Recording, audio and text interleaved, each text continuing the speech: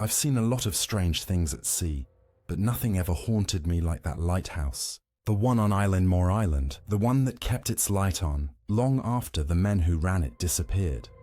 It all started when I joined the relief ship Hesperus back in December 1900. We were sent to resupply the lighthouse after a violent storm had hit the area. For days the sea had been angry, dark, cold, endless. But when we finally reached the island, the waves were calm, too calm, like the ocean itself was holding its breath. From a distance we saw the light. It was still turning, still alive. Its beam cut through the fog like a heartbeat, but no one came out to greet us. No signal flag, no sound, just the lonely echo of the sea. We blew the horn 3 times. Nothing, no answer.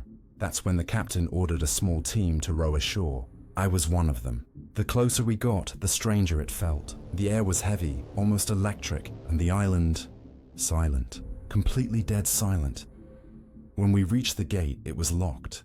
We had to force it open. Rust fell like dust on our boots. Inside, the ground was wet, covered with seaweed, like the ocean had crept up here recently. But that wasn't possible. The tide couldn't reach this high. We walked up to the quarters. The door was locked from the inside. We had to break it open, and what we found still gives me chills to this day. The beds were made. The kitchen was clean. The clock on the wall had stopped at exactly 9:45 p.m. One chair was tipped over as if someone had jumped up in a hurry. On the table, there were plates with food. Bread, meat, potatoes, all still there, untouched. The fire had gone cold, but the oil lamp above the table was still full, ready to be used. And high above us, the lighthouse beam still turned, slow and steady. Someone had wound it recently, but there was no one there. The captain ordered us to search every room. That's when we found the logbook. At first, everything seemed normal. Routine notes, weather reports, wind directions, but then, 3 days before the men vanished, the tone changed. The first strange entry read, "Severe winds. The sea is furious. James won't stop praying." The next, "Storm continues. Thomas crying. Never seen him like this before." And the last one, dated December 15th, "Storm ended. Sea calm. God is over all." We stood there reading those words in silence, but something didn't add up. The weather records showed there hadn't been any storm that week. The sea was calm the entire time. Whatever they saw, it wasn't a storm. We stepped outside to look for signs. That's when we noticed it. One of the heavy coats used for storms was missing from its hook. The other 2 were still hanging neatly on the wall. 3 men worked there. Only one seemed to have gone out. We followed the footprints leading away from the tower. They went down a rocky path toward the cliff's edge. Then suddenly, they stopped. No sign of a fall. No signs of struggle, just gone. Below, the rocks were slick and dark. One of the men beside me pointed. There were stains on the stone, dark red stains. I don't know if it was blood, but it looked like it. That's when one of the sailors leaned over the edge. His face went pale. When we pulled him back, he could barely speak. He said he heard voices. 3 men shouting from beneath the water. We tried to tell ourselves it was just the wind, just the waves, but I could see in everyone's eyes. They didn't believe that. None of us did. When we got back to the main quarters, something else caught my attention. The doors were still locked from the inside.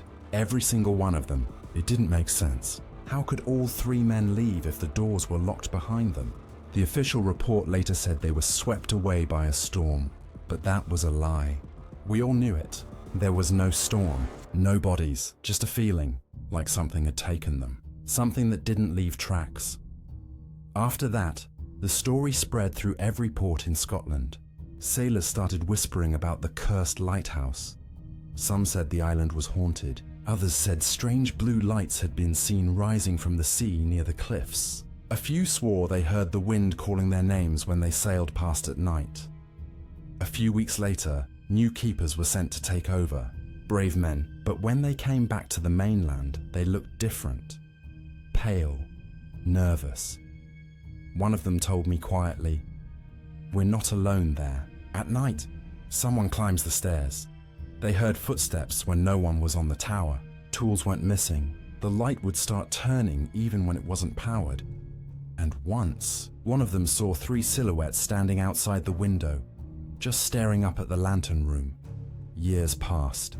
The lighthouse was finally automated. No humans needed anymore. After some time, they shut it down completely. The machinery was supposed to stop the light forever. But people from the nearby village began saying they still saw the beam, a faint, cold light, sweeping across the sea on foggy nights. Sailors started calling it the Phantom Light. Some said it warned ships of danger.